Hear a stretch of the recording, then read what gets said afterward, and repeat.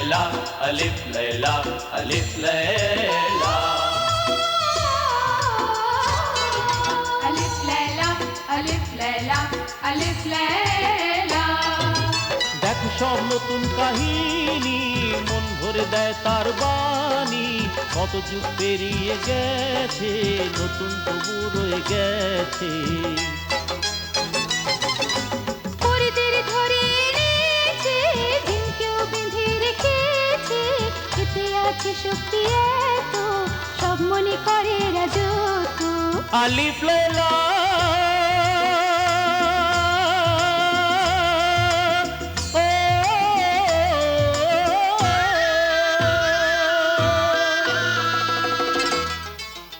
দেখ যদি মানুষের জাত দেখ বিশ্বাস কর এখন তুই বাইরে থেকেও আমায় দেখতে পাবি জেনে রাখ আমি সুরায়ের ভেতর কেমন ছিলাম নে দেখ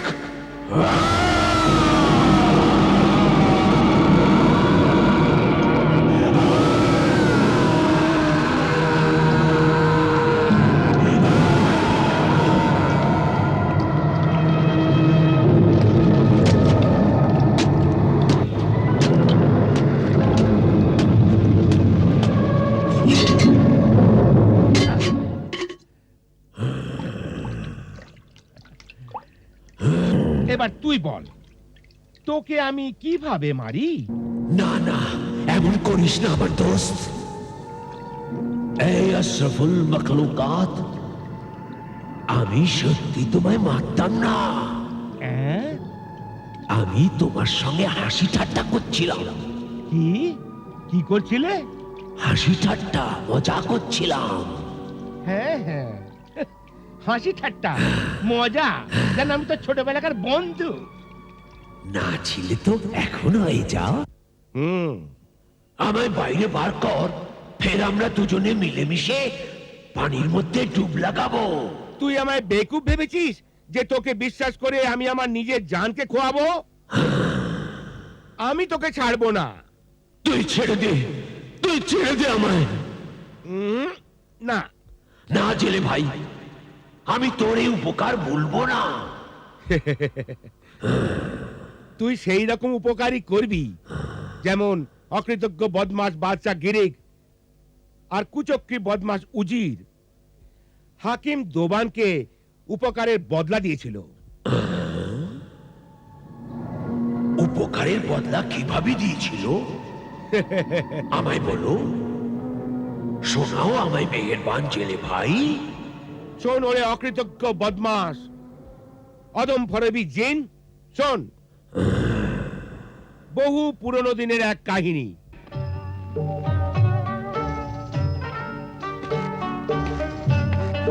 পারস্য দেশে জোমান শহরে এক খুব সুন্দর স্বাস্থ্যবান বাদশা রাজত্ব করত।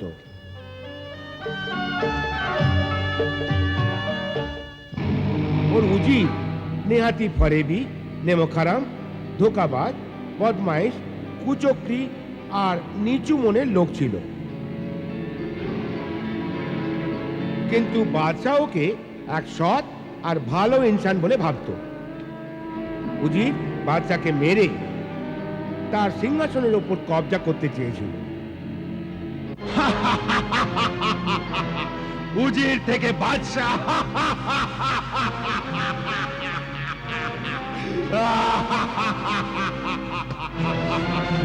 উজির থেকে বাদশা নিশ্চয়ই হব একদিন নিশ্চয়ই হব এই মুলুকের বাদশা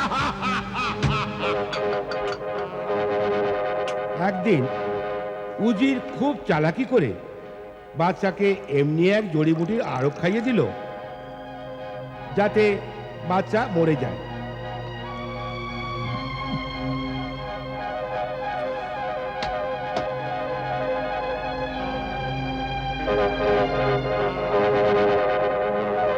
কিন্তু বাদশা মরল না, অতি সুন্দর বাদশা কুৎসিত হয়ে গেল।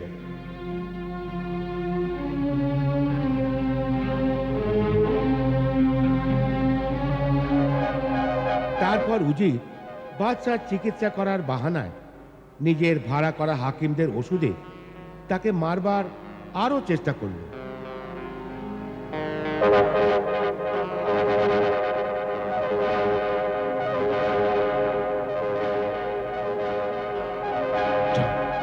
যাও যাও।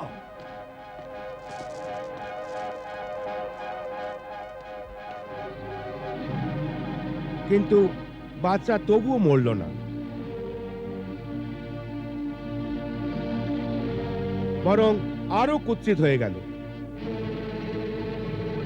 সেই যুগে এই আইন ছিল যে যদি কোনো হাকিমের ইলাজে ফায়দা না হয় তাহলে ওই হাকিমকে আর যে ওই হাকিমকে ডেকে আনতো তাদের দুজনেরই গলা কেটে দেওয়া হতো।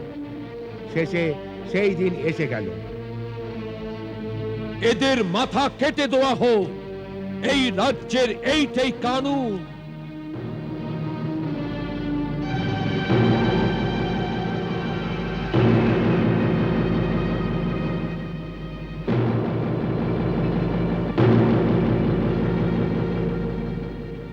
ওরে বুদ্ধিমান উজির, তোমার সব চেষ্টা নিষ্ফল হলো, তোমার হাকিমের চিকিৎসা ব্যর্থ হলো। আমি কথার খেলাপ করি না, আমি কথা দিয়েছিলাম যদি আমি সুস্থ হয়ে যাই তো তোমাদের সবাইকে মালামাল করে দেব, আর না হলে কতল করে দেব। ক্ষমা ক্ষমা করুন খোদার বান্দা, ক্ষমা করুন। আমার হাকিমরা আপনার সুস্থতার জন্য বহু চেষ্টা করেছে। ওদের দাওয়াই আর আমার দোয়া একই সাথে ছিল। আমাদের মাফ করে দিন জাহাপনা। না, জল্লাদ,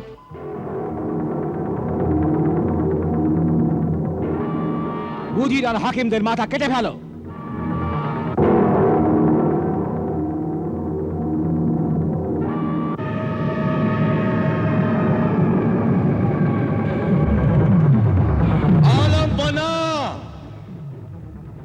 বিখ্যাত বিদ্বান নফিজুর রহমান তাবিব হাকিম দোবান আপনার দর্শন চাইছেন।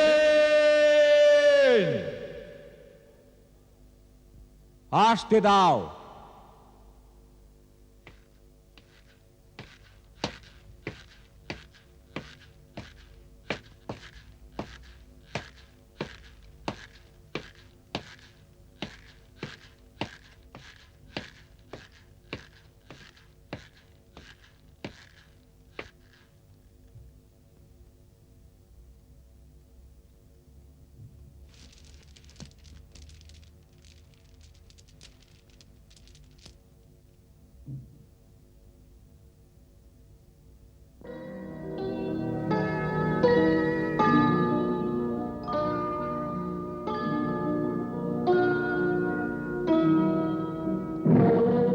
এজমান সুলতানাতের মহান বাদশাহ, নিজের হুকুমকে রদ করো। আমি খুদার হুকুমে তোমায় সুস্থ করে দিতে এসেছি।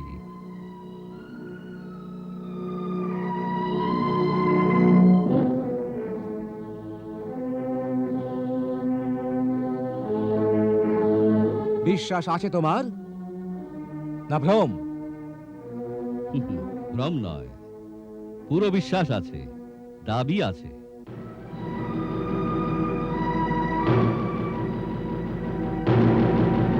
আমি জানি তুমি এক বিদ্বান পণ্ডিত, বিদগ্ধ, বিচক্ষণ, জ্ঞানী, হাকিম, বিখ্যাত লোক। কিন্তু হাকিম দোবান, তোমার বিশ্বাস আর দাবির অহংকার গর্বের সীমা ছাড়িয়ে যাচ্ছে। এমন না হয় যে তোমাকেও মৃত্যুর সাজা পাওয়া হাকিমদের আর উজিরের মতো শেষে বাধ্য হয়ে জল্লাদের তলোয়ারের নিচে নিজের গর্দান ঝোঁকাতে হয়। গোস্তাখি মাফ আলাম্পানা, এ গর্ব নয়, আমার তালিম, আমার জ্ঞান কথা বলছে। প্রতি বিষের দাওয়াই, প্রতি অসুস্থতার ইলাজ আছে আমার কাছে।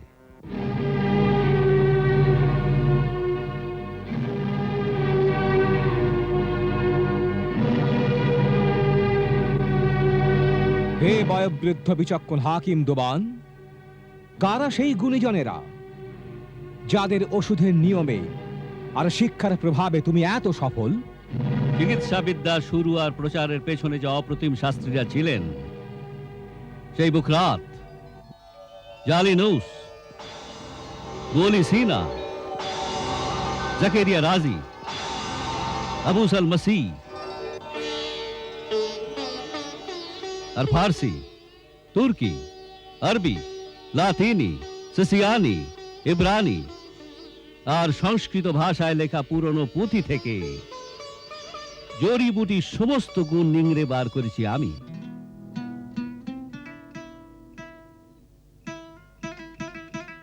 হে জুমানের বুদ্ধিমান বাদশাহ, একটা গোপন কথা এও আছে যে যদি হাকিমের ইচ্ছা আর আত্মা সৎ হয়, নিষ্কলুষ হয়, তো সেই হাকিমের হাত থেকে দেওয়া ওষুধের নিশ্চয়ই ভালো ফল হবে। অসুখ আর ওষুধের সঙ্গে হাকিমের এক আধ্যাত্মিক সম্পর্ক আছে। হে বিদগ্ধ বিচক্ষণ বৃদ্ধ হাকিম দোবান, আমার মনের ও হৃদয়ের ওপর তোমার অভিজ্ঞ কথার সত্যি প্রভাব পড়েছে। আমি তোমায় চিকিৎসার একটা মৌকা দিচ্ছি।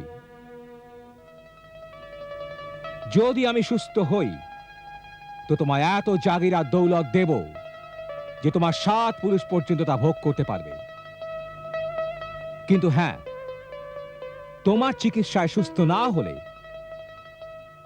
শাহী কানুন মোতাবেক তোমায় কতল করা হবে।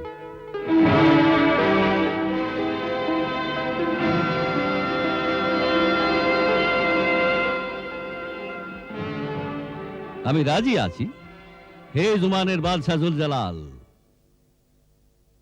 আমারও কিন্তু একটা শর্ত আছে।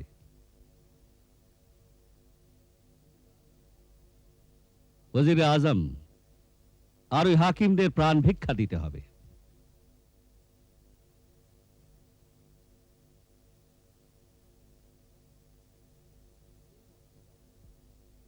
হে মহানুভব মহাত্মা, তোমার নীতি আমার পছন্দ হয়েছে। আমি এদের জীবন দান করলাম।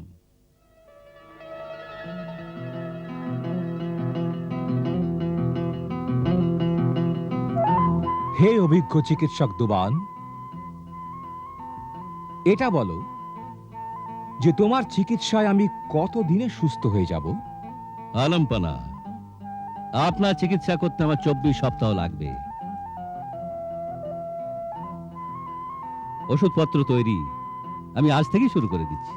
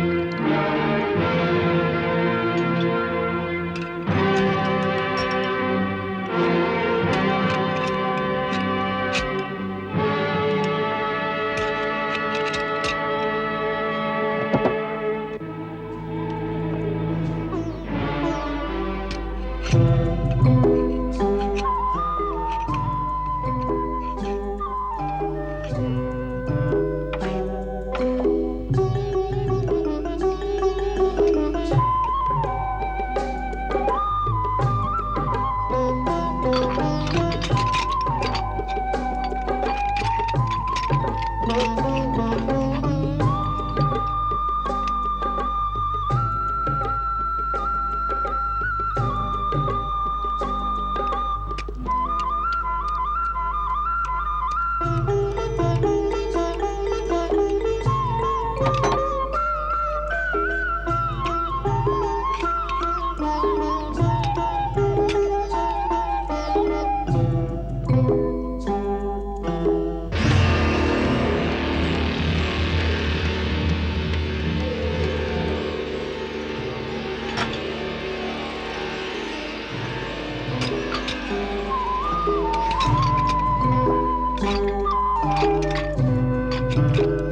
নিন, এই সপুক তৈরি হয়ে গেছে আর খাওয়ার সময়ও হয়ে গেছে। ও আমার ব্যস্ত হাকিম স্বামী, আপনি বাদশার ওষুধ বানাতে গিয়ে সবকিছু ভুলে গেছেন। আমি কতবার বলছি যে চলুন আর খানা খেয়ে নিন। খানা তো রোজই খাই বেগম, এমন দাওয়া তো কখনো সখনো বানাই। এই ওষুধে বাদশাহ ইনশাআল্লাহ তাআলা তাড়াতাড়ি ভালো হয়ে যাবেন। আগে আপনার নিজের স্বাস্থ্যের খেয়াল করুন। আরে বেগম, যতদিন তোমার এই পেয়ারা পেয়ারা রাগের বর্ষণ হবে আমি ততদিন সুস্থই থাকবো। হুম, তুমি এক কাজ করো, খাবার দাবার সব লাগিয়ে দাও, আমি বাদশাকে এই দাওয়াটা দিয়েই আসছি। বেশ। হ্যাঁ।